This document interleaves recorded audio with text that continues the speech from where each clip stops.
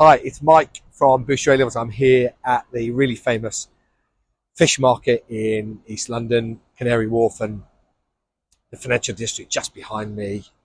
It's called Billingsgate Market, as you can see.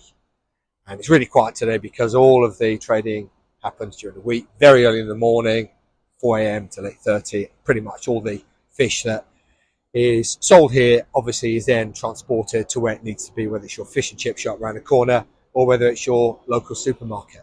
Now, the reason I'm here is because of the word market, because econ students, 12 or 13, need to understand markets really, really well. Lots of questions are centered around understanding what is happening in a market and what is driving the things that are going on in that market.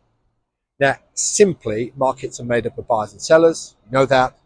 And we're talking about buyers, as in you and I, consumers, and the sellers, of course, are firms. And they come together sometimes to a physical place like here, not always, could be online. And they, between them, decide on a price that they're happy with and maybe consumers are happy to buy at. And that's the way markets work.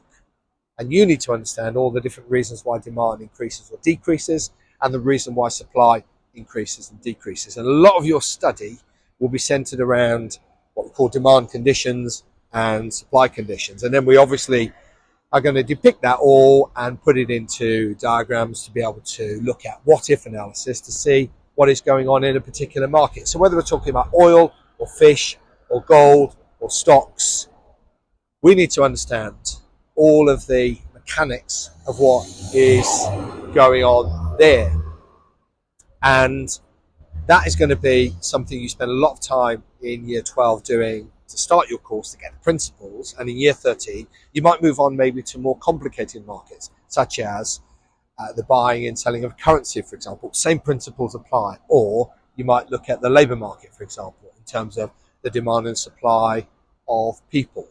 So just to maybe add a little bit more to that now, in terms of just thinking ahead, when markets are successful, then of course no one really needs to intervene. But when society feels that that market isn't operating maybe in society's best interest, we might see maybe that markets might fail. So for example, you could get one firm really dominant, and that seems to be playing out a little bit unfairly because the price is just excessively high and a consumer may be taken advantage of. That might be constitute market failure. And then we've got another element, which is government failure. Once the government has intervened, perhaps the government might even make things worse or get it wrong. It might, of course, intervene and make sure the market failure goes away or is at least dealt with. So the whole process of understanding demand, supply, markets, how markets operate, when and why markets might fail, how then governments intervene, what mechanisms they use, and then maybe governments failing, is a really big chunk of year 12 work and also year 13. And this just gives you one more bit of application. And really that's what Boost does. It's trying to give you real life, visible, tangible markets and applications that are just going to allow you to understand this rather abstract concept just that little bit easier. It's Mike from Boucherie Levels.